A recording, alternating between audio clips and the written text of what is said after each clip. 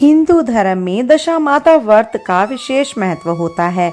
यह व्रत हिंदी पंचनाग के अनुसार हर साल चैत्र मास के कृष्ण पक्ष की दशमी तिथि को दशा माता की पूजा अर्चना की जाती है। श्रोताओं, इस साल 2025 में दशा माता का व्रत पूजा 24 मार्च दिन सोमवार को किया जाएगा। दशा माता जो है वो पार्वती का ही स्वरूप है।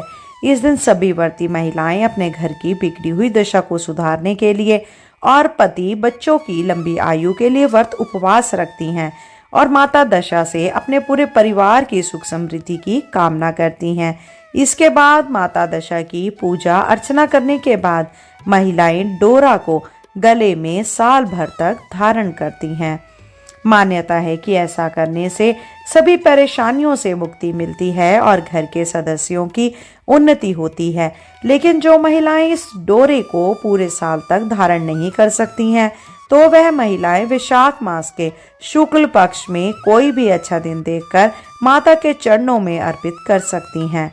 मान्यता यह है कि इस व्रत में आप जितना साफ सफाई का ध्यान रखोगे, उतना ही लाभ अधिक मिलेगा।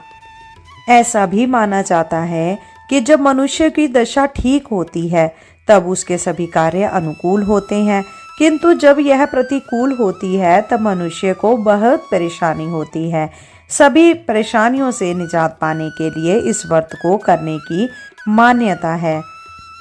इस दिन में एक ही बार अन्न ग्रहण करना चाहिए, जिसमें एक ही प्रकार के अन्न का प्रयोग का विधान है। भोजन में नमक का प्रयोग पूर्ण रूप से वर्जित माना जाता है। इस दिन प्रयोग किए जाने वाले अन्न में गेहूं का प्रयोग विशेष तौर पर किया जाता है। इस दिन घर की साफ सफाई के लिए झाड़ू खरीदने का भी विधान है। आज हम सुनेंगे दशा माता के 5वें दिन की कथा। समय को व्यर्थ ना गवाते हुए चलिए कथा का आरंभ करते हैं।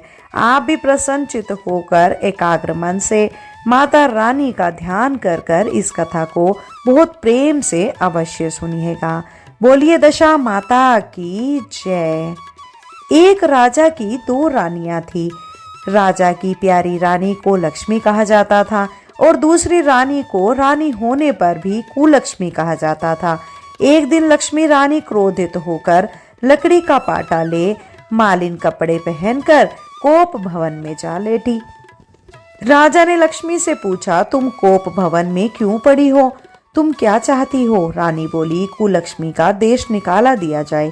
कुलक्ष्मी रानी थी, इसीलिए उसे निकाला देने से राजा की बदनामी होने का डर था। इसीलिए रानी को पीहर छोड़कर आने की बात सोची गई। राजा ने पटरानी को एक रथ में सवार कराया और स्वयं घोड़े पर चढ़कर रथ के साथ चलने लगा। एक बीहड़ जंगल में जाकर पहुंचा तो राजा ने रथ को रुकवाया। पालकी ढोने वालों को वहां से हट जाने को कहा गया। राजा रानी को उस जंगल में छोड़कर घोड़े पर सवार होकर अपने महल में आ गया। कुलक्ष्मी को बाट जोड़ते सारी रात बीत गई। रानी को प्यास लगी, वह रथ से उतरकर पानी की तलाश में चल दी। रानी ने आसपास पानी खोजा, परंतु उसे कोई जलाशय नहीं दिखाई दिया। रानी ने एक सारस के जोड़े को एक तरफ जाते देखा। रानी कुलक्ष्मी सारस के जोड़े के पीछे चल दी। चलते चलते वह एक नदी के किनारे पहुंच गई। रानी ने शौच आदि से निवृत्त होकर उसी नदी में स्नान किया और जल पीकर अपनी प्यास बुझाई। उस समय कुछ अन्य स्त्रियां भी स्नान कर रही थी। स्नान करने के बाद उन स्त्रियों ने दशा माता का डोरा लिया। उनके पास एक डोरा बच गया। उन्होंने रानी से डोरा लेने का अनुरोध किया। रानी डोरा लेकर अपने रथ में आकर बैठ गई। दशा माता ने रानी की परीक्षा लेने के लिए एक बुढ़िया का वेश धारण कर उसके रथ के पास आई। वह रानी से बोली कि बेटी, यहाँ बैठी क्या कर रही हो? रानी ने बुढ़िया से कहा, पहले तुम बताओ, तुम कौन हो? बुढ़िया ने उत्तर दिया, मैं तुम्हारी मौसी हूँ। तब रानी उसके गले लगकर रोने लगी। उसने अपनी विपदा भरी सारी कहानी बुढ़िया को बता दी। अंत में रानी ने बुढ़िया से कहा, अब मुझे केवल तुम्हारा ही सहारा है, मेरी रक्षा करो। दशा माता की कृपा से उसी जगह माया का शहर बस गया। रानी के भाई भाभी आदि सारा मायका वहां प्रकट हो गया। रानी ने अपने पीहर के साथ मिलकर 9 दिन दशा माता की कथा कहानियां सुनाई। 10वें दिन डोरे की पूजा होनी थी। उस दिन सवेरे उठकर दशा माता ने रानी से कहा, नदी में स्नान कराओ, वहां तुमको स्वर्ण कलश मिलेगा, तुम उसे ले लेना और जो डोली तुम्हें लेने आए उसमें बैठ जाना। किसी से भी मत पूछना कि यह डोली किसकी है। रानी ने नदी में स्नान किया।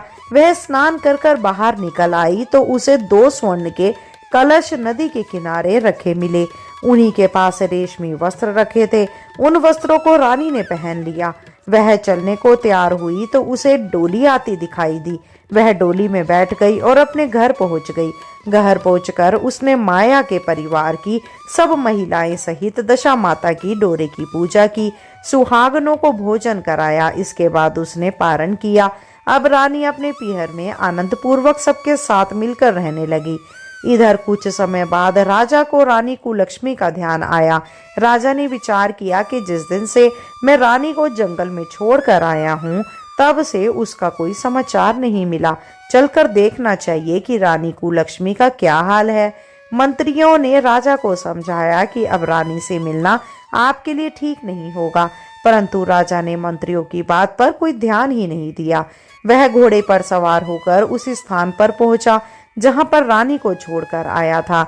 राजा को ये देखकर बड़ा आश्चर्य हुआ कि यहाँ तो सघन वन था, परंतु अब यहाँ रमणीक बस्ती बसी हुई है। राजा ने लोगों से पूछा, यह कौन सी नगरी है? लोगों ने उसे बताया कि यह कुलक्ष्मी का नगर है। अब तो राजा के आश्चर्य का ठिकाना ना रहा।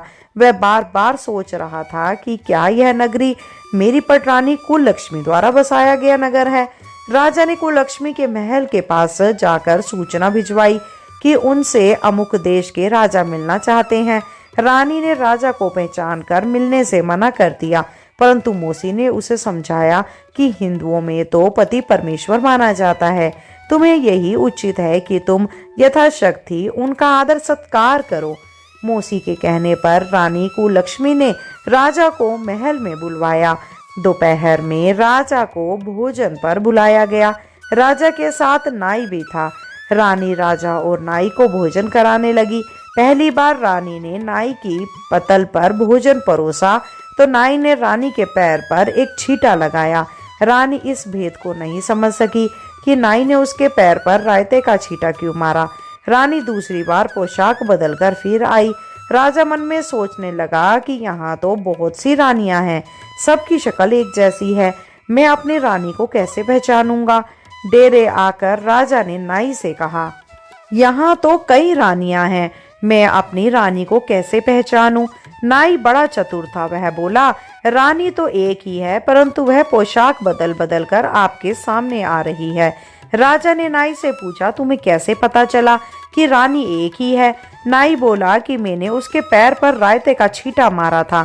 वह 3 बार कपड़े बदलकर हमारे सामने आई, परंतु वह छींटा उनके पैर पर तीनों बार लगा था। अगले दिन रानी ने राजा को अपने महल में बुलवाया। राजा को अपने मेज पर बिठाकर खाने के लिए पान का बीड़ा दिया। पान खाकर राजा पलंग पर लेट गया और रानी उसके पैर दबाने लगी। राजा ने रानी से अपने किए के लिए क्षमा मांगी और रानी को अपने राजधानी में चलने को कहा। रानी ने कहा, अब आप मुझे किस मुंह से चलने को कह रहे हो? आप तो मुझे जंगल में अकेला छोड़कर चले गए थे। आप तो दूसरी रानी के कहने में आकर मेरा परित्याग कर चुके थे। यह तो मेरी मौसी का किया हुआ है, उसी के कारण यह सब वैभव मुझे प्राप्त हुआ है, वरना आप तो मेरा सर्वनाश कर चुके थे। राजा ने रानी को बहुत समझाया। तब रानी बोली कि मैं केवल एक शर्त पर आपके साथ चल सकती हूँ। आप मेरी मौसी से वरदान मांगोगे कि यह नगरी आपकी राजधानी के पास पहुँचा दे, जिससे जब मेरा मन चाहे आपके पास रहूं और जब जी चाहे तो मौसी के दिए हुए महल में चली जाऊं। मेरी मौसी बड़ी दयालु है, संभव है कि वह हमारी बात मान जाए। राजा ने दशमाता मौसी से प्रार्थना की। मौसी ने राजा की बात मानकर दोनों शहरों को पास पास स्थापित कर दिया, मानो एक दूसरे के ही भाग हों। राजा ने दशा माता की कृपा का फल जानकर शहर में ढिंडोरा पिटवाया कि उसकी प्रजा दशा माता की पूजा किया करें। भगवती दशा माता ने जिस प्रकार कुलक्ष्मी पर दया करी, वैसे ही दया सब जनों पर करना। बोलिए दशा माता की जय। श्रोताओं, जो भी भक्त दशा माता की बहुत श्रद्धा भाव रखते हुए पूजा करता है, उन पर दशा माता की कृपा सदा सर्वदा बनी रहती है। श्रोताओं, आज के लिए यह कथा यहीं समाप्त होती है। दशा माता की छठे दिन की कथा के लिए आप हमारे चैनल को सब्सक्राइब अवश्य कीजिएगा। अगली वीडियो में हम आपको दशा माता के छठे दिन की कहानी सुनाएंगे। आज के लिए इतना ही। शीघ्र मिलते हैं नई वीडियो और नई जानकारी के साथ। जब तक के लिए जय श्री कृष्णा, राधे राधे।